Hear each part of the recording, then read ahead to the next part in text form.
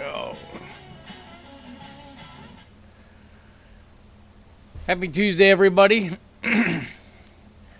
It's I can't believe this is episode 22. It's 22 of these I've done. Pretty pretty hard to believe. I would never would have. Didn't even think about it when we started this. So, yeah. So hope everybody had a good weekend and rest of the week. Last week, hopefully you guys were able to get a lot of projects done. I maybe was not so successful at that, but yeah, it's the way things go sometimes. So yeah, I did. John Roberts went ahead and sent me some pictures, so I made a little video from the pictures he sent. So we'll show the first viewers ride tonight. Hey, John. Yes, I made you a little video of the pictures that you sent me. So we'll see how that goes. I appreciate you doing that. I think it's going to be good. We can all see what everybody else is doing and kind of, make it feel like a good group. See, Mike's on. Good evening, Mike. Yeah, so that's one of the things I should have done. Mike did send me pictures this week of what he had to pull apart on that truck to check to do his due diligence on the second engine replacement. I didn't get those. I got them, but I didn't put them into a little video. I should have done that. I apologize, Mike. I appreciate you sending me that stuff. But yeah, so I got the call. I had to pull the motor out of the Smurf for its winter freshen up, and so yesterday I made a 490-mile trek, delivered the motor to the machine shop, and then went up to Eustis and picked up the 4200 motor I bought in Utah. It looks great. I did learn when I started looking at the crate and looking at the serial number and stuff, and then when I looked at the engine itself, it is not a brand new engine. It is a brand new GM Reman engine. So still a good deal, but not exactly what I thought I was getting. But I'm still happy with the purchase. With shipping and everything, I mean, I've only got $1,500 in the thing. So I see Steve's on. Hey, Steven, how you doing? So yeah, so I got a little made a little picture presentation of the crate and motor and stuff like that. And while we're on 4200 stuff, I reached out to a good friend of mine, Bill Devine at Bullseye Turbo, and we're going to go ahead and I'm going over to Leo's this weekend. He's having a barbecue party for his inliners group, and invited myself and my buddy Chuck to come over, and we're going to go ahead and pull the turbo off the engine, and while I'm there, we're going to pull the turbine housing off and send pictures to Bill. Bill's going to take a look at it. He agrees with my theory that is where our issue is, that we have a damaged turbine wheel, but he's going to go ahead and take a peek at the pictures and then give us the whether that is our issue or not, and we will probably box up the turbocharger and send it to him. Being that turbo is a Garrett, it's kind of weird that Garrett is a big company and OE manufacturer, but their follow through for the performance industry is not very good. They have some got some work to do there. They show dealers network, but none of the dealers, they just want to sell new. Nobody does repair them or anything like that. I see Ryan's on. Hey Ryan, how you doing? Yeah, so at least I know we sent a turbo to Bill. he says he can get Garrett parts, no problem.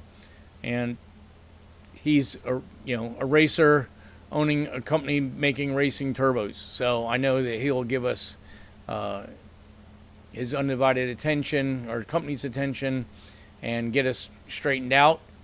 Like I said, when he and I talked, we definitely agree that that's probably where our issue is. And when we get the pictures, that will hopefully we'll be able to see the issue. He's way more familiar with turbochargers, what the way the wheels are designed and stuff than I am. So I'm sure he'll be able to see something. Hopefully, it's bad enough that even I can see what the issue is. But we'll see how that works out.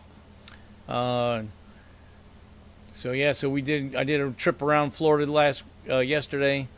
Got the motor out of the Smurf one Saturday. We worked on the Camaro. I went ahead and decided, rather than pushing to get the engine running, that I would go ahead and finalize a bunch of the stuff. So working from the back of the car forward, I got the trunk and the battery box and all that, the cables all mounted and done. I got the interiors done, except for bolting the seats back in. I have 2 or 3 little wires I need to connect for the Holly, so I didn't put the seats back in. And of course, once I do a system test in case there's any issues there. So really, all I have left now is to finish the battery cables under the hood.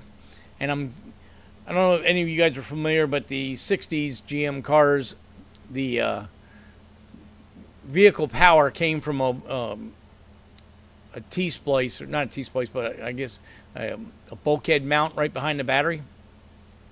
And now that the battery's in the trunk, I got to run a wire up to that piece on the radiator support, and I just haven't been comfortable with the way it's gonna, how I can make it look, present it nice. Now that the battery's not there, it's wide open, so that kind of kept me from finishing that section this week. Toyed with the idea of moving it to the inside of the car and moving all the cables inside, which I still think is the best way. And I think tomorrow I'm going to make that decision. Once I get that done, I can power up the car and I can start doing system tests and get the thing farther along. And then at that point, I can power the car up, I can start it. The engine's ready to be fired. So I'm really close with that. I should have got that figured out, but I just didn't like the way I thought it was going to look, especially making a dual air cleaner setup. So, that's the way it goes. Sometimes things just don't work out, or they don't look right. You gotta, at least for myself, I'm not going to just do it to make it get done. I want to make it, I always treat all these cars as if they were my car, and if it were my car, I don't know if I'd be happy with that connection right there. So I definitely have got to come up with a final answer for that. And I think that's what I'm going to work on tomorrow. So get that finalized, and then we can move forward from there and get that thing wrapped up and get it running.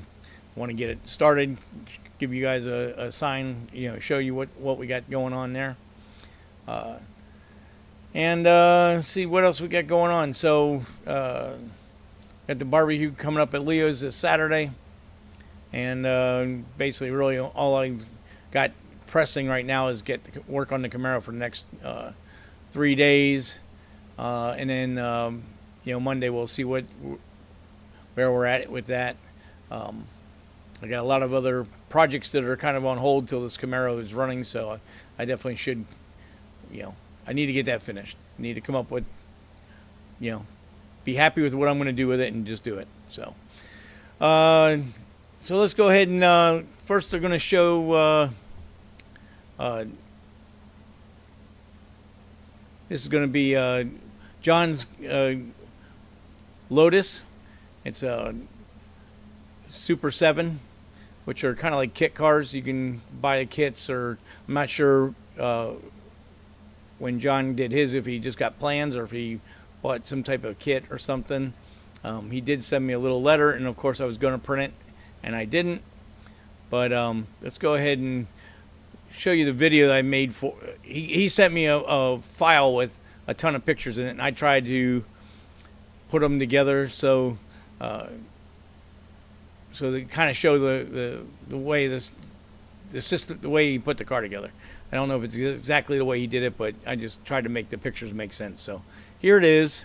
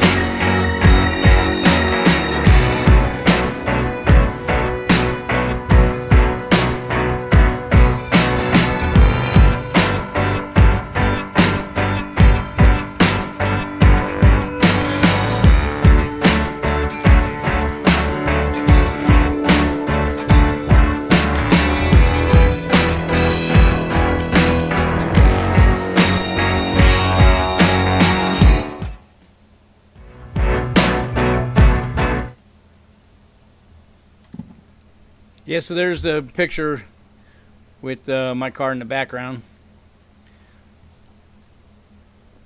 So while we were playing that, I went ahead and printed that information that John sent. So here's what it says.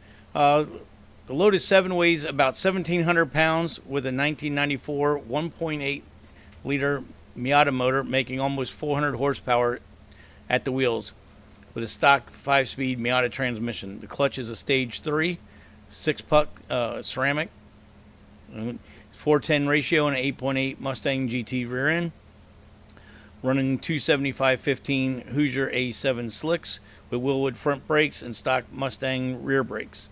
Use a 9-pound aluminum flywheel, and the crank is lightened 2.5 pounds due to knife edging.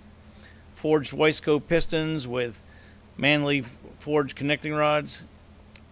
Compression ratio is 8.8 to 1, and run boost between 16 and 24 psi on E85. All forged internals with billet mains. 264 turbo cam with solid lifters and a high flow, high pressure oil pump. LS coils and a Mega Squirt ECU. So that's the basic rundown of what he's got. And you can see on the chat, he said he bought plans and he built everything from scratch. So an excellent job. And I saw Stephen mention about the slicks. Yeah, that was always a thing that when we were racing together at PBIR on the autocross track, that was always a thing. A good thing for the autocross there was that we ran in 20-minute sessions, so you were able to stay in line and get a run every couple, probably every couple minutes. So that the tires would be a little bit warmed up rather than a normal autocross deal where you get one run and then you wait an hour before you get the next run. So that was probably a benefit. And I don't know how many wins John had, but John definitely got some overall wins. The car is extremely fast for the power to weight ratio that it had. And the driving skills that John learned, it was a learning experience for him, I believe, especially when he put the turbocharger on there. I think he kind of felt the same way I did, always looking for more power to go faster, but sometimes the power makes it a handful to drive. So, we had great fun out there. It's a really shame that the racetrack is not there anymore. So, yeah, cold nights were the worst. There was a couple times where he got crossed up pretty good on a cold track, but we had a good time out there, and hopefully one day we will be able to get back on a local autocross track. I don't know. I saw some pictures there that were of Sebring, so I guess John's been doing some track events at Sebring, probably Chin or something like that. I don't know if John, have you gotten with any of the other groups, Gold Coast Autocrossers or Gulf Coast Autocrossers, or the guys up in Port St. Lucie? I don't know if you've been able to join them at all, but good times. I hope the volume is up. Let me just double check. Yes, it's up. Okay. So, yeah, so that's quite an endeavor that he did, building it all in his garage, and pretty impressive. And it was fun to do the events with him, and we had a good time. And he did send a couple pictures along with on his son's Miata that they're working on now, so show them maybe on another day or something. But anyway, so thank you, John, for sending me the photos. I hope everybody got to enjoy it, and just something else for us to enjoy and do some bench racing over it. So John says yes, he's done both SCCA, but done both and SCCA. Okay, great. Yeah, hopefully I'll be out there soon again myself. I got to get some vehicles done so I can get back on track. So you can see through the pictures, some of these were like befores and afters, you know, putting the motor together with the naturally aspirated, and later on with the turbocharger and brakes, with stock brakes up front, and the bigger Willwood brakes and stuff like that. Just like any other project, the car's gone through evolution. Some pictures the car has front fenders, some doesn't. So I can remember when the first time I think you put slicks on the car, you had problems with the rear fenders dragging the tires. You had to take them off. So that's how things go. Ryan says, nice work. Love seeing home-built cars. Yeah, me too. I totally agree, Ryan. So anyway, hope everybody enjoyed that. And trying to calculate this where, okay, so it's over on my screen, so okay, so it's working out fine. There's always a little time delay from what you guys are seeing to what I'm seeing, so I'm always hesitant to change things. I see Bill's on. Hey, Bill, how you doing?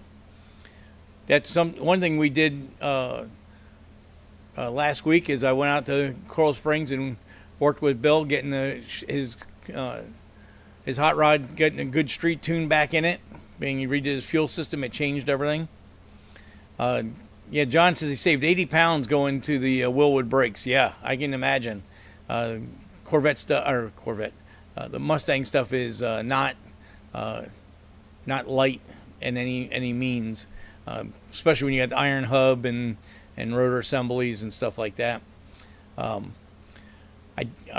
I didn't get a chance to, but I will if as long as Bill's okay. I'll next Tuesday we'll bring up some of the data logs when we were out riding around in his car and kind of show you some of the things that we do with the Holly. I got a bunch of things that we turn on and off through the Holly automatically, so makes it easier for the driver to drive. You know, not have to worry about switches and toggles and stuff. That's the nice thing about the system. Good. Bill says he's testing the check valves tonight. Yeah, we had an issue. With the system he's doing now, he can actually change. Before he used to it's a drive and drag car. Let me start out with that. And so he would race with E85, but run pump gas in between events or tracks because of having to worry about trying to find E85 and such. So over the summer, he had a new fuel tank built where the race gas is separated, and he could run the E85 or pump gas in the main tanks. So that way, you can get more, you can run more boost and stuff. So we tried turning the race fuel tank on, and we realized that you need a check valve on both stages.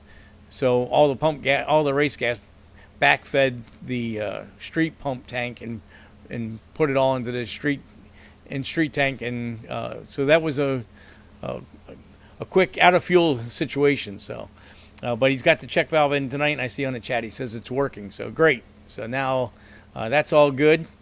And December 17th we're going to Orlando to test and get the race tune all set up, and as Bill tags the small pulley, the party pulley, put that on there and see what we got. Get ready for Sick Week. So that's going to be a lot of fun. And he gave me the thumbs up on showing you guys what we did in the Holly system. So I'll do that next week.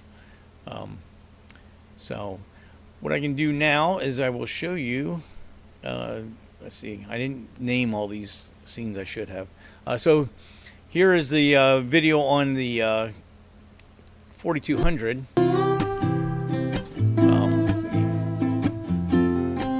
I got music on this one, but we'll just talk over it.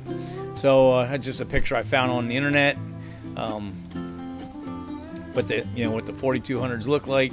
There's the crate as delivered from Utah, and like I said in the beginning, I was under the impression it was a brand new engine, but you can see on that tag right there it says remanufactured product. So it's not the end of the world. I would have been cooler if it was a brand new engine, but GM has discontinued that engine both ways, whether brand new or reman. So open the crate, motor's all sealed up, comes with paperwork and an oil filter just like all their other engines. Paperwork's got all the information about break-in and oils and all that kind of stuff. But it looked like it was brand new and never touched, so brand new rebuild. So very happy to get it in my hands. We don't have an exact thing we're going to do with it yet. There's many options, as I've spoke about in different live shows. May put it in my wife's car, since her 02 Trailblazer has 190,000 miles on it.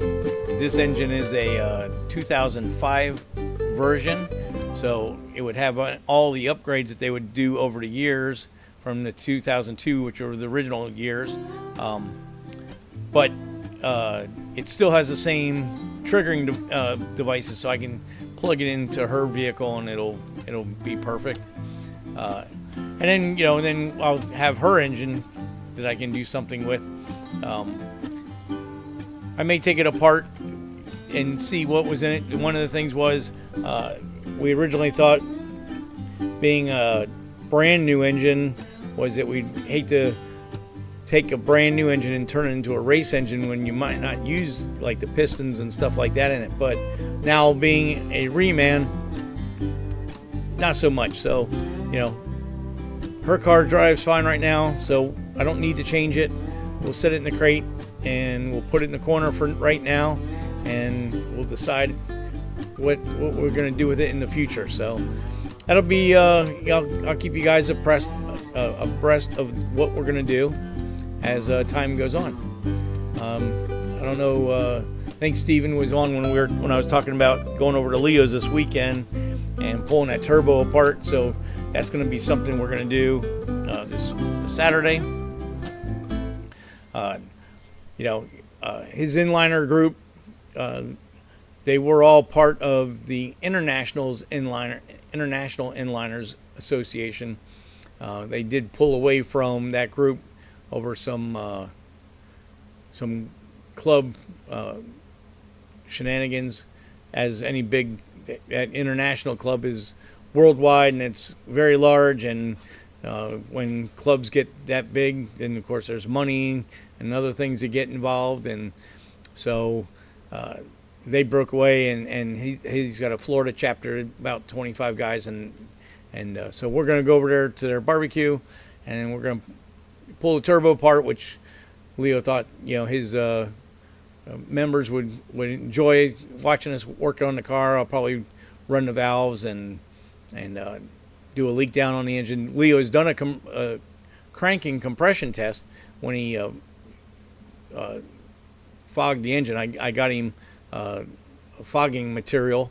It's actually called Fog It, and a lot of the NHRA race engine builders swear by this product. So we were having rust issues in the cylinder walls and stuff. So Leo went ahead and did that after the last event.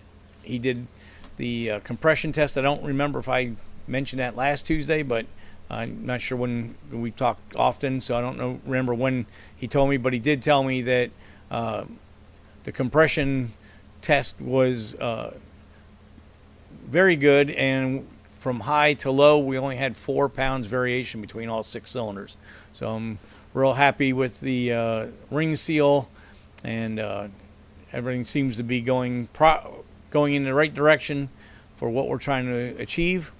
And we get this turbo issue behind us, and then I think we're going to be ready to really make this thing do what we set out to be, make it the world's fastest car. So with that engine in a door car. So that's something we're going to be working on this weekend. And so that engine, we're not sure what we're going to do with it, but we're going to, put it in inventory, and we will come up with something to do with it in the near future. But it's about all the 4200 information I have for this week. I did take a couple pictures. I've been shown the pictures of the Joe's Camaro in a while, so I believe this is Joe's Camaro. Yep. So we went ahead and put the battery in the trunk, as I mentioned earlier, and I think this is a slideshow. Oh, there it goes. So you can see we use the Moroso sealed battery box in the trunk. I like using those boxes, being they're sealed, and keep the gases out of the cockpit. I made brackets because that lid like Zeus is on, so I made brackets so you can lift the entire battery box out and access the battery to do maintenance in it.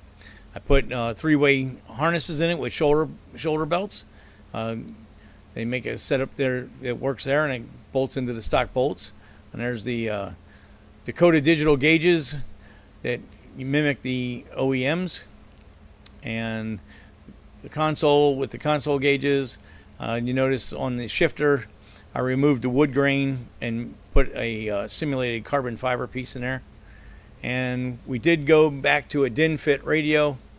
But if you've ever put a DIN fit radio where the old school radios go with the knobs, you know that they don't cover the hole properly. So I used a radio delete cover, and then that covered the entire thing. Put the put the amplifier underneath the passenger seat. So once I have power in the car, I can adjust the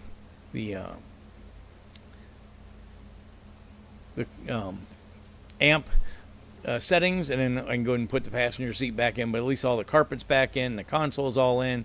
I've got the exhaust cutouts all wired. I've powered up a lot of those components individually, and they all work. So like I said earlier, getting really, really close with this thing.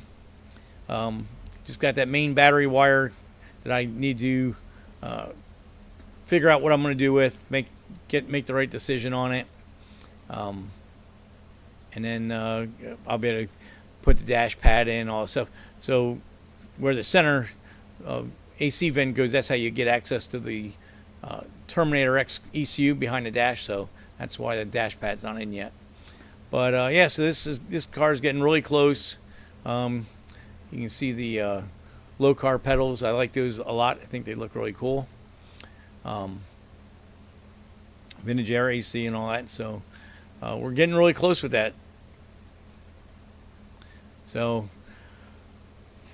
I do need to get it running. I know I'm kind of talking like a broken record sometimes about that thing, but I got to, big projects.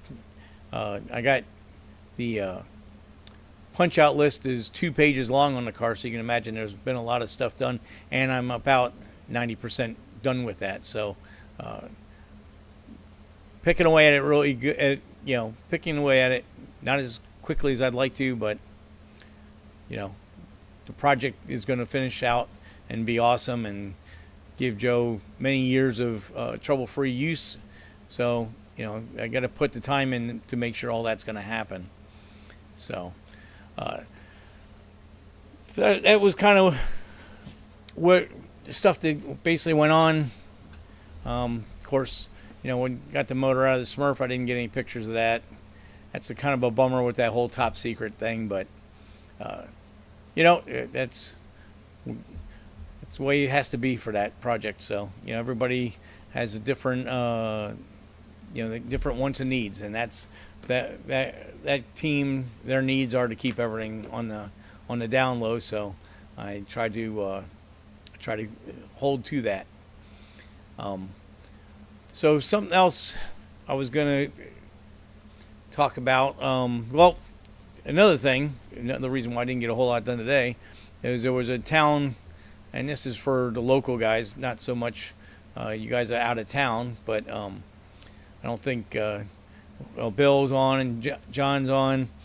I don't know if Chris is on yet tonight, but today was a workshop meeting for Palm Beach County commissioners, and they were talking once again about the racetrack and what they're going to do with it. So here's should be this one. So that's what they did in-house. They took aerial footage. Chris is here. So they took aerial drawings or aerial footage and then scaled it and then manipulated it a little bit, but put it onto the property that is at 20 Mile Bend. So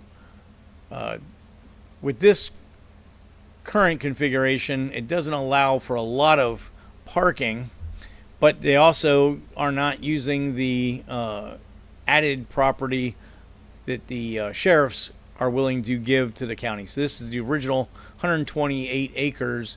So this was one thing that they put in the county did for internally for due diligence for what if it would work and stuff like that. So that was one of the things. I guess on the RFP, which is they put it out, try to get people to comment, mainly investors or people that want to, because it's going to be a private public endeavor. So the county's going to give put the land into being able to be used, so that the people building the motorsport facility will not have to purchase land. All they have to do is build the facility and run it and make their profit. So I think at one time the county said that it would probably do like $1 a year lease, 50 years. So, but I only think they had one, or they didn't even actually have. They had a bunch of people put stuff in, but I don't know if they actually had a actual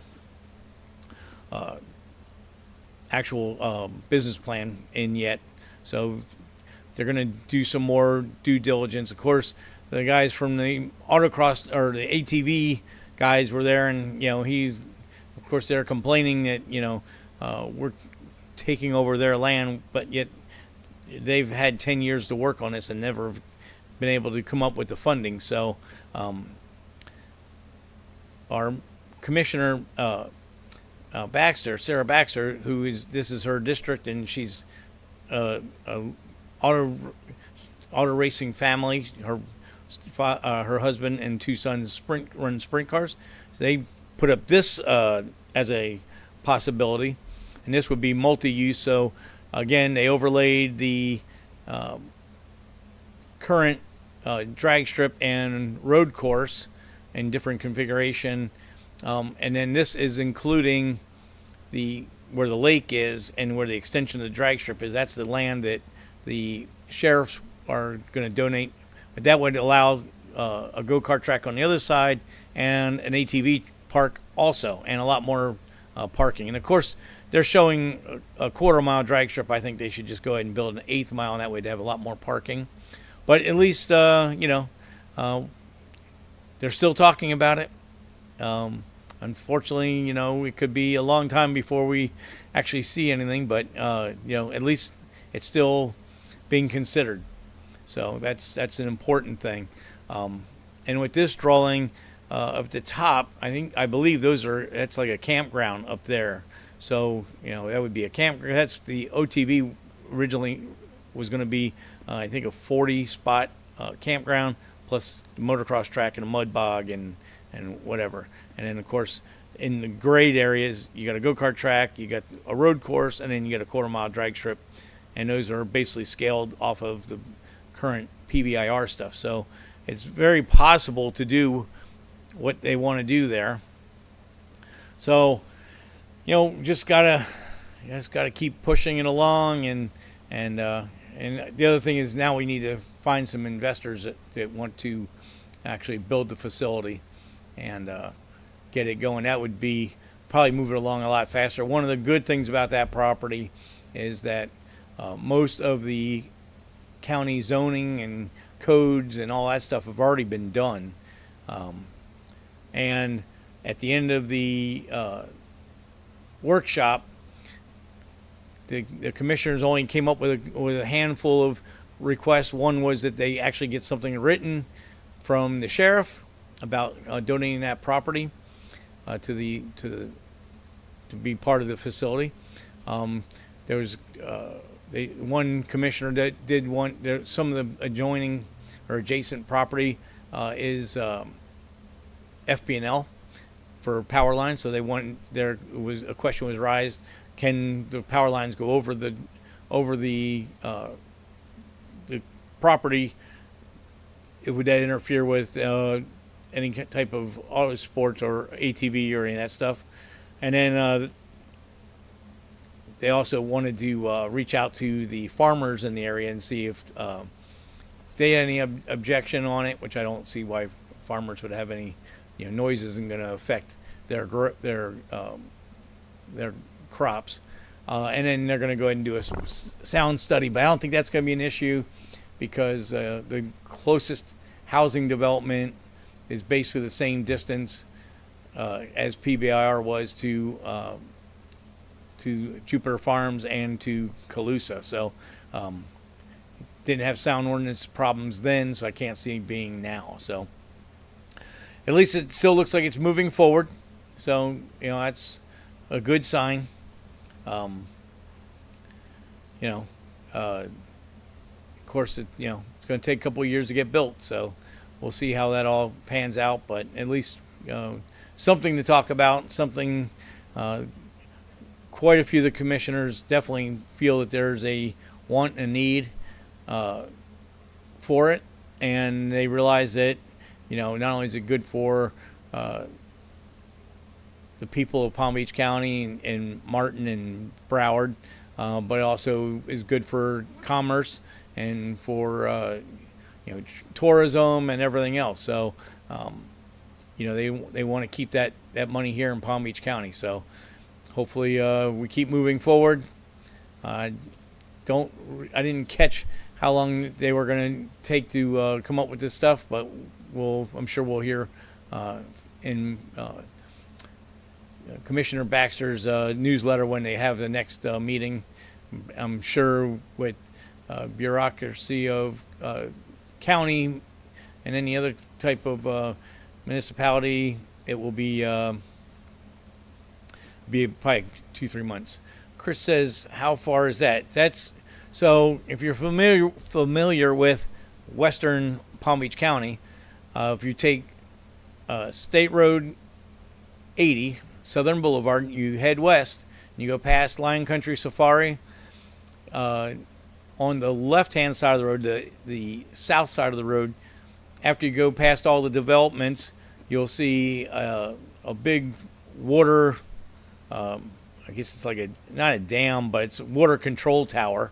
And then you'll see there's a little building and a parking lot, and that's the sheriff's shooting range. And then a lot of property, and then there's a flashing yellow light for County Road 80, which is 20 Mile Bend.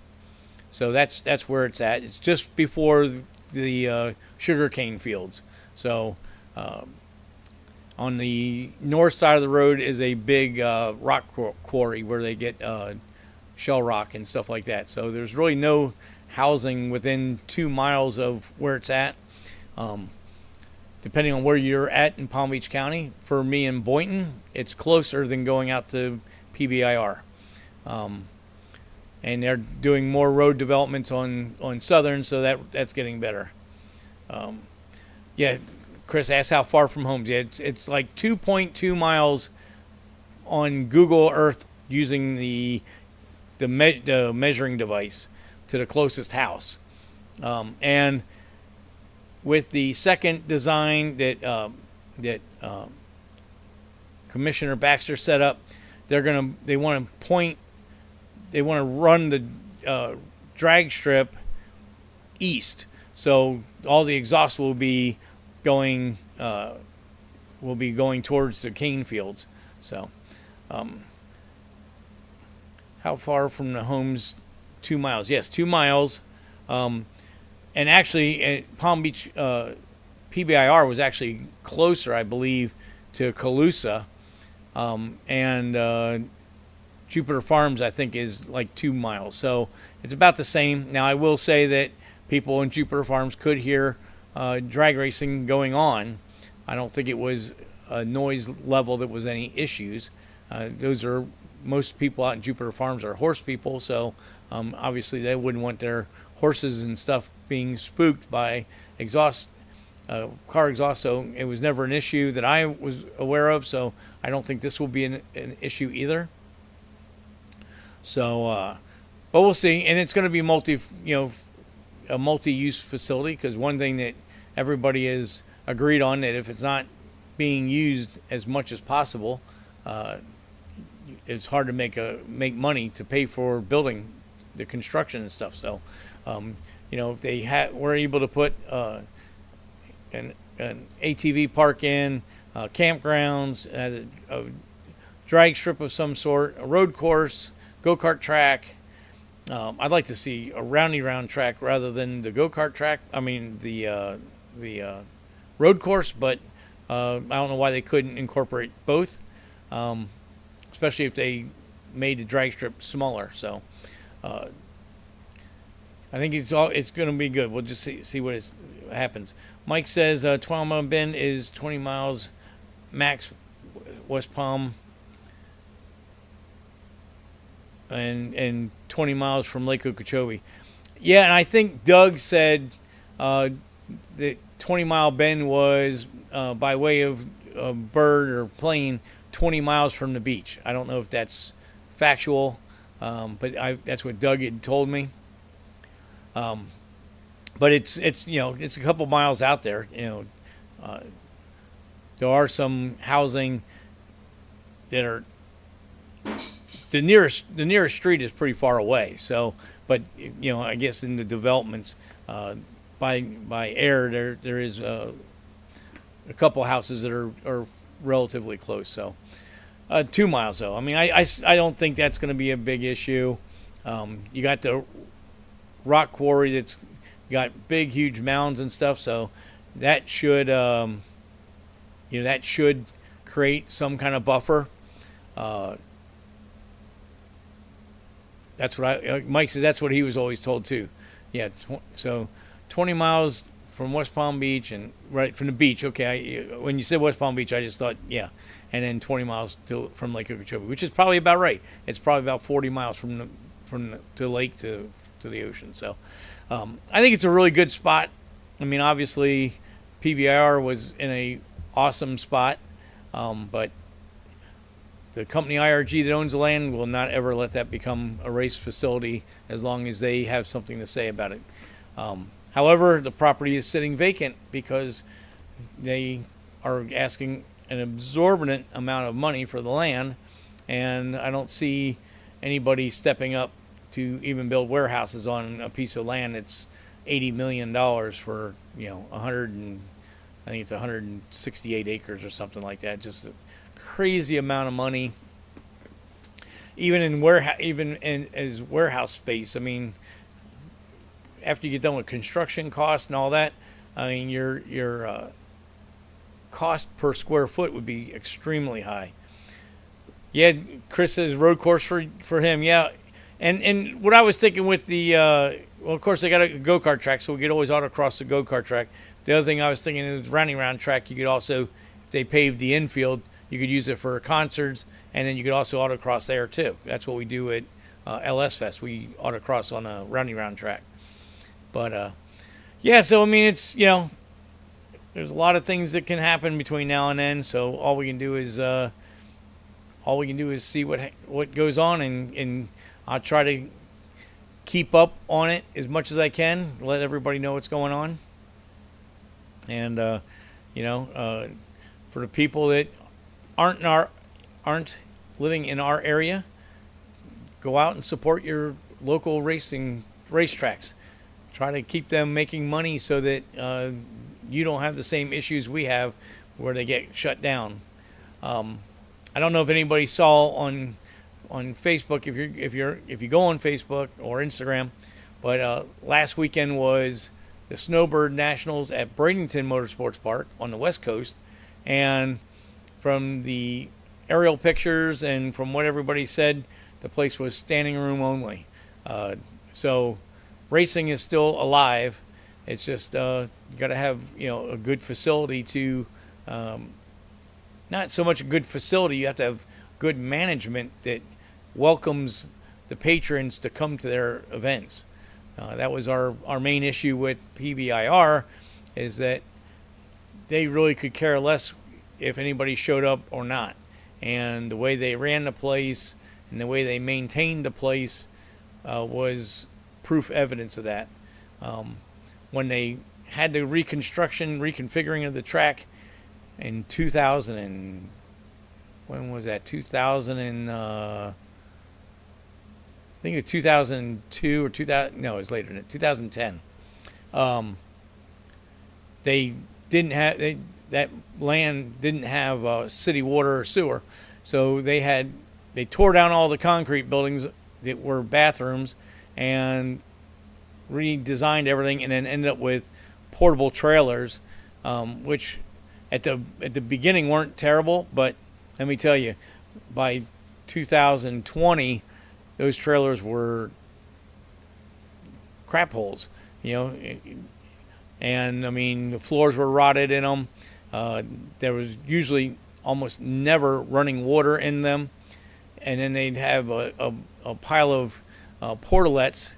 But when you're trying to have patrons come to your property for events, and there's not adequate facilities, people don't want to come back. You can have the best show in the world, but when you have big shows for people to go to, they need to be able to keep their wives and their children happy, or otherwise you have to break away from the family unit and go do something by yourself, which one usually doesn't work out very well in most families, and two, I mean, most people want to share their hobbies with their family. So it was how anybody could even say that they were trying to keep that place going was ludicrous. And John agrees. Yeah, it was horrible. It was, I mean, you had to hold your breath to go in there. Cletus has a new video about the homes being built there. Doesn't sound good. Yeah, they've got some problems there too. That racetrack was moved in the 50s out to the middle of farmland, and now people want to buy the farmland up and build housing. Now their county commissioners are working with them, and they're trying to come up with some stuff. I mean, they're going to have some issues, but I think if you watch Cletus's videos, he feels he's got a good 10 years there yet, and a lot of things can change between now and then too. And just because somebody's saying they're going to build, with interest rates and everything right now, I don't see where building housing is really lucrative right now anyway. So we'll see what happens with that. Mike says when Moroso had it, it was fun. The track may not have been the best, but it was always a great time. You're right, Mike. When Mike Mitchell ran the drag strip, and Moroso family owned the facilities, they needed work, but they were great facilities. Everybody had a good time. The place was always standing room only. Very, very good. One of the issues that they had back then was that the road course and the drag strip were connected, so you couldn't run multiple events at the same time. So that was always an issue. But we worked around it, and then Sue Moroso got, basically at the end of the day, she got bamboozled, but she got investors to come in, and they were going to make a country club type atmosphere at the racetrack, and she went into a deal with them. They started doing the construction. They tore all the place apart. They built a beautiful drag strip, all concrete, including shutdown area. They built a new road course, which was not connected to the drag strip. They built a karting area. They were going to build retail stores. They were going to build offices and warehousing. But either they didn't have the funding or they never intended to finish it. Maybe, I think their main objective was to get the ball rolling and then resell it to somebody that could finish it. In the meantime, they ripped Sue Moroso off and kicked her out of the partnership. So through whatever kind of conniving business dealings they did with her, she ended up getting kicked out of her own business, and the Moroso family lost the property. And that just started a spiral from there. So Mike says, Chris, I just watched that before I signed on here. Yeah, so I've watched a couple of them too.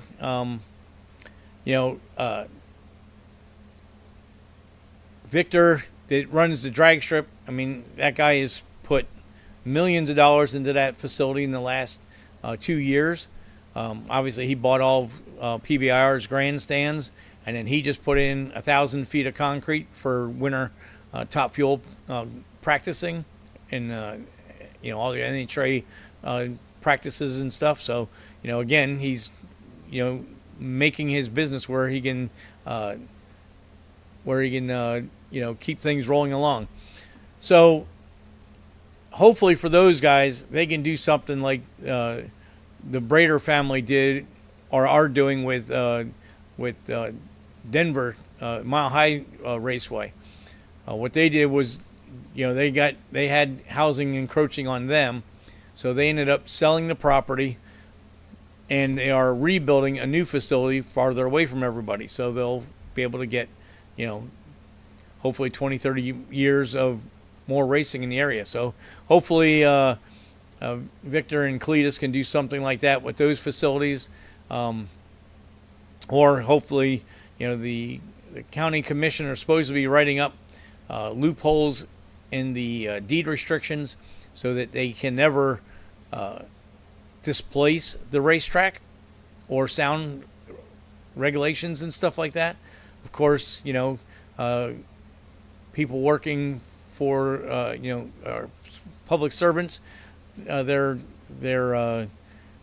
come and go as they get, so who's to say that 10 years from now a new commission, a bunch of commissioners come in and try to find a way to squash that and make more money. So all we can do is see how it goes and try to support those guys until such time that they can't keep the place open.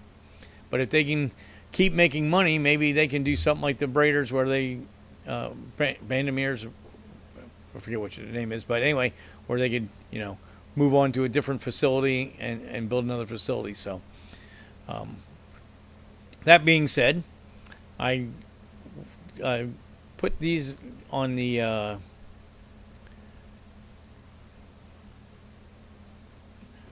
I got emails. I've said this on here before, but this is from motorsportreg.com, part of Haggerty's, and you can go on their site and put in your demographics and your willingness to travel, and they'll send you every month different events that you can go to. So that's what they've got going on there.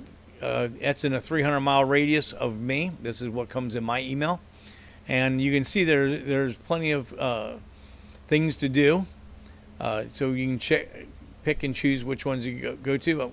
When I get something going again, I'll definitely be going to the St. Lucie group for autocross and the Gulf Coast autocrossers. And I actually like to make a couple trips up to the firm up in Gainesville. I think that'd be pretty cool. That's up in Mike's area. And this is what it looks like if you just go on the website. So I put in autocross as my search, but you can see it's Haggerty's Motorsport reg for registration, and then you can put in your distance, where you live, what event type, and then they'll send you, they'll give you all the different venues that are in your area that you can go to. Here's one in Port St. Lucie Fairgrounds. They're going to be using an oval course and different things like that. Homestead Driving Club, track days. In Gainesville, they'll be having the Grassroots Motorsports $2,000 challenge next year. So different things like that. So it's a good way of seeing what's available for you, and we can. What am I doing here? Oh, I gotta get out of here. Sorry about that. So Mike says the firm is really close to me in Stark. Yeah. John says firm is cool. So you've been up there, John. That's cool. Did you do autocross up there, or did you? What do they have there? I've never really did any research. I guess they have a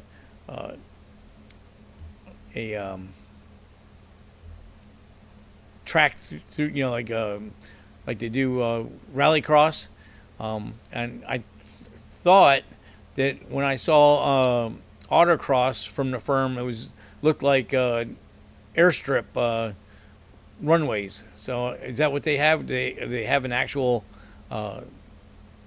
racetrack, road course track, or do they just run tracks with cones? What do they have there? If somebody can feel like typing it in, autocross and track sprint. Okay, and Chris says he'll go. When they do track sprint, is that on a time trials? Okay, is that on a road course, or is that on airstrip runways? In March, they do off-road and overland expo on the property of the firm. I keep missing it because it conflicts with Bike Week. Yeah, that is one issue. There's so much stuff. So autocross on the track. So it's an actual track there, not an airstrip, I'm assuming. Oh, Chris says road course. So, okay. All right, cool. Well, I definitely got to get up there. Definitely have to get up there to see what's going on. It'd be a lot of fun. And anytime we can get on a track, and it's a good time. And if they have a road course, that's good, because when we get the Phillips car done, that will be definitely a good track attack or track spirit or time trial vehicle along with autocross. So autocross, we're gonna put 200 treadwear tires on it, but autocross we can run the slicks. So I'd be really interested to see how the slicks work out on that, and things to happen in the future.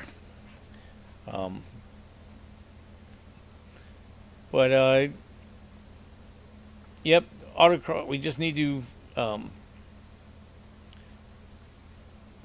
Got so many things running around my head I can't speak. Definitely want to keep helping supporting the groups that put these events on, so that we can keep it all going. It would be nice, Chris and John. We should get with the local SCCA, because I know Central Florida SCCA, they put on autocrosses in Orlando. Unfortunately, the SCCA group we are in, they really don't do much for solo or autocross, whichever one you want to call it. I don't know if they don't have the manpower, or they just haven't had enough people want to do it. Definitely be something to get on the board members with. I should reach out to Rennie at Redline BMW and see what he has to say about that. I think he may be on the local SCCA board, or it was at least one time. Is a Phillips car set up for turn left, or can it easily be set up for road course? So I haven't actually put a tape measure on the car yet, but to me it looks like, and from what a couple people that looked at the car said, it looks like a speedway car, which the speedway cars are set up neutral. So the only thing that would be, it would basically be the same as a road course NASCAR. So basically in NASCAR they've got short track, intermediate track, and then their super speedway and road course cars. The chassis are basically the same, but brake ducking and aero are different. That's the only thing that really separates. But the chassis, from what I've been told, are basically the same. Now, being that I'm not trying to be NASCAR legal, I would probably end up putting a Watts link in the back of the car, which then would even make it way better for autocross and left and right turns, because that way you would have a centered roll center in the car rather than having a Panhard bar, which would assist in lefts, but not so much. It'd be like 100% good for left-hand turns, but only like 80% good for right-hand turns. So a Watts link equals that out, so it's good for both directions. So that would be what I would go ahead and do. I've seen a couple guys that what they've done is the toothed mount that they put on the Panhard bar on the chassis side of the car, where they can incrementally change the height. They'll take that bracket and make a mount for the differential and use that as the center pivot for the Watts link, and then obviously come off the frame both ways to the center Watts link, and that way you can have a neutral roll center, but you can also neutral balance, but also raise and lower the roll center to make the car handle differently. There's a bunch of different programs out there where you can set your springs and your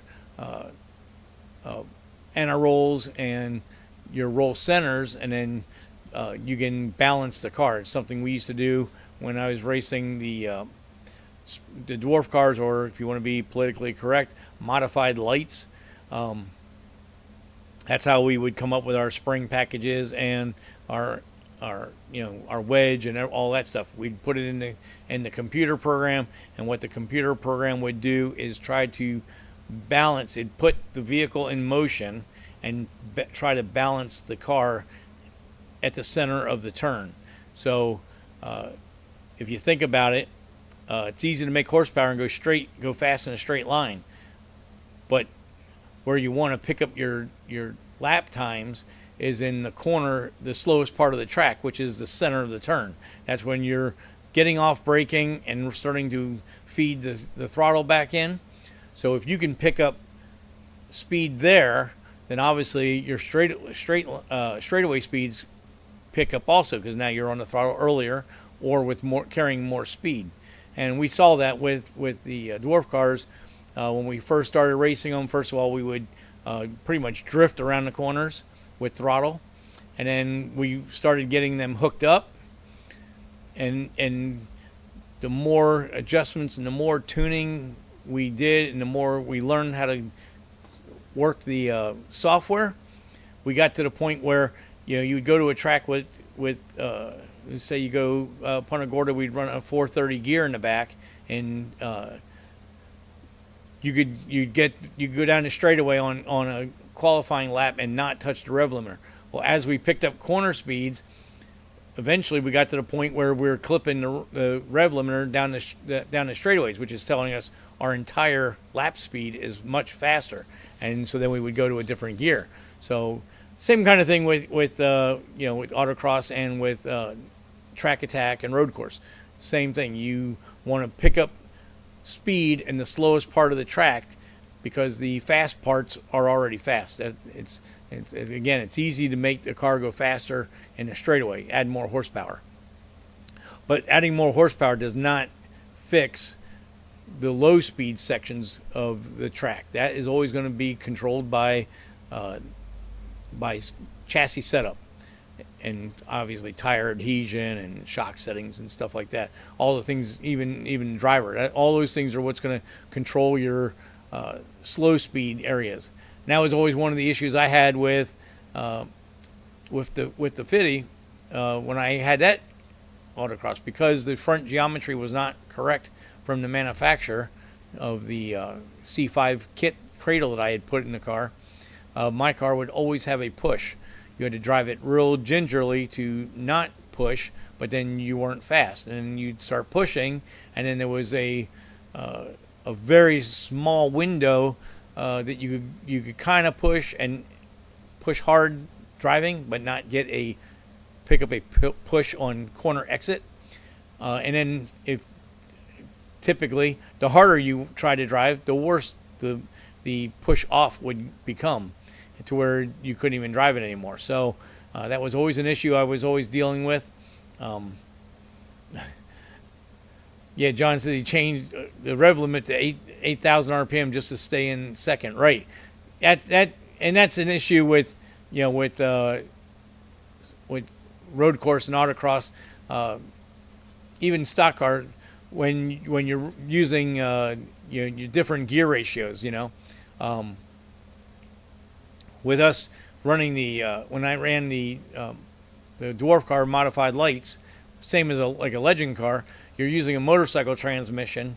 You're using, so it's got a 5-speed in it, and then you have a removable pumpkin in the back, like a 9-inch, but it's actually a Toyota, either a 6.5. Oh, the wife is home.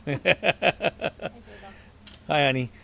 So we'd have either a 6.5 or a 7.5 rear end in the back of the car. So we would have a bunch of different differentials we would choose from, and every track we would switch differentials for that. So sometimes you'd run second, would say like a 330 gear, but you might run a third with a 373 at another track. So you had that variable.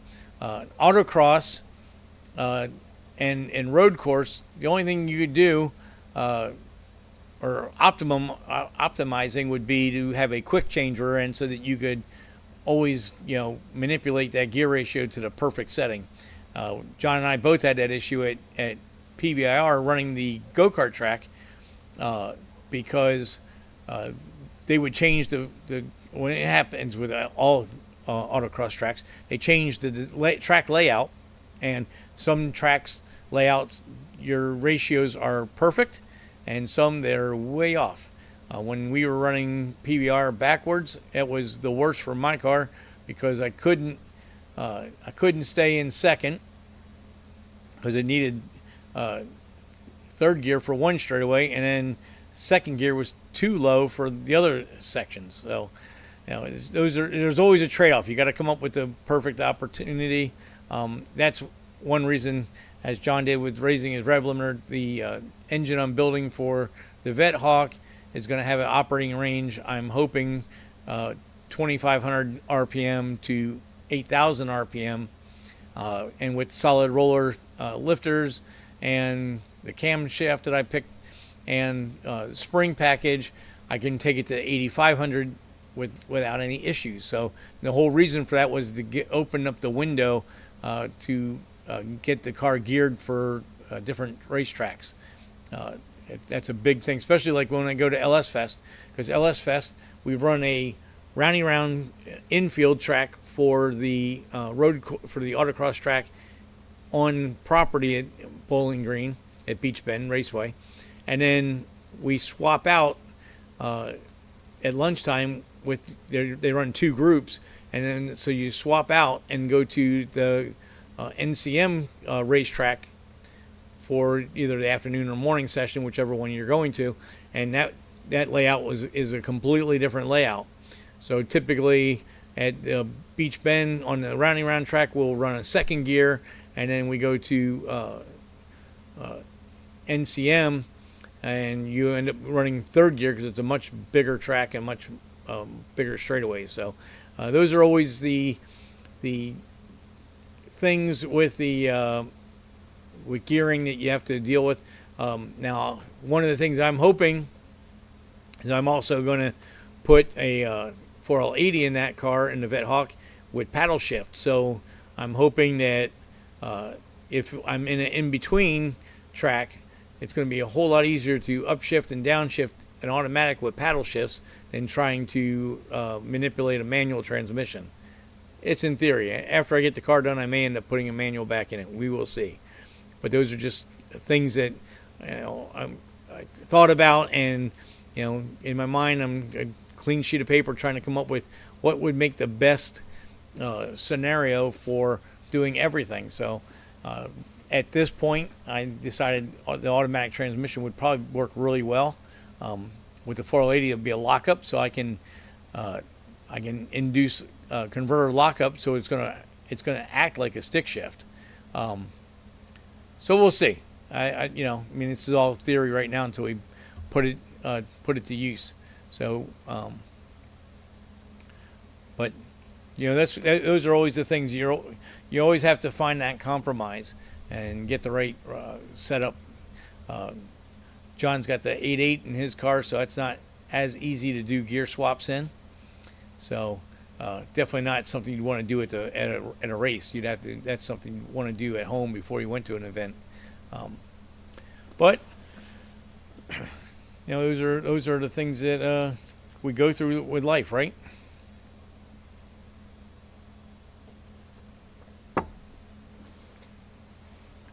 Well, I think that's a pretty good for tonight. I want to again thank John for sending me the pictures, and I hope you guys all enjoyed taking a look at his little Super 7. It's a very cool little car, and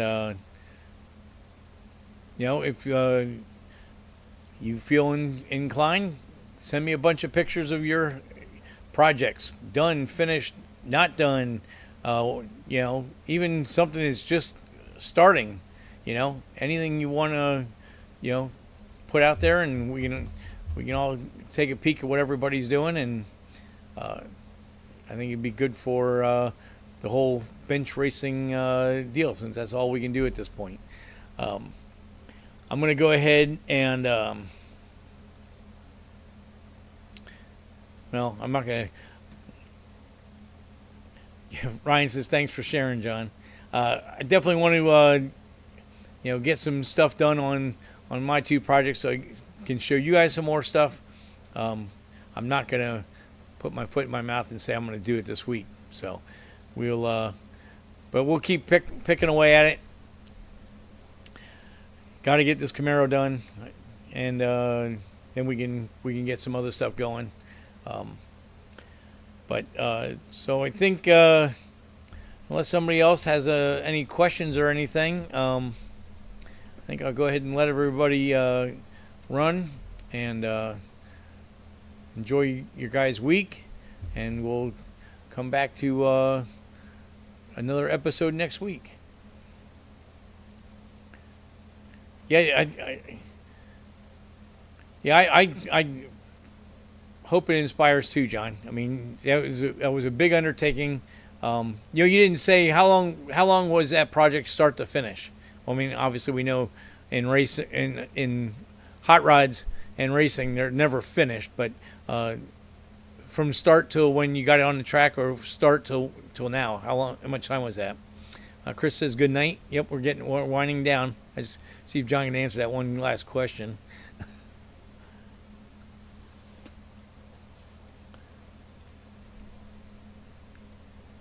Maybe not.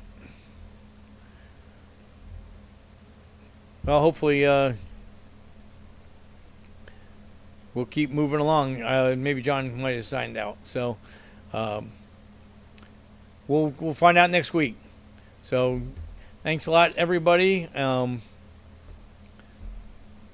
there you go. Is that 1.5 years? That was fast. Yeah, Bill says 23 years because he's still steady changing stuff on his hot rod. But at least you've been driving it for like 20, right? So they do take time, The Fitty was, that was 7 years, I think, from start to finish. Of course, like I said, it was never finished, but I think it was 6 months till I got it running with the 6-cylinder, and then it was 2 years. 2 years when I did the V8 conversion on it. So, John says 1.5 years. Wow, it was really, really good. I'm impressed. It was a lot of hard work you did there. So, thanks for all the answers. And next week we'll go and go over some of that Holley stuff. So, if you're interested in the Holley EFI stuff, tune in. Go over Bill's car, some of the stuff that we've done on there, and I'll get some footage on what we find at Leo's on the turbo and some stuff like that, and we'll do it all again next Tuesday. Thank you very much to everybody that's come on the show and chatted, and for the people that are watching, thank you, and see you all next week.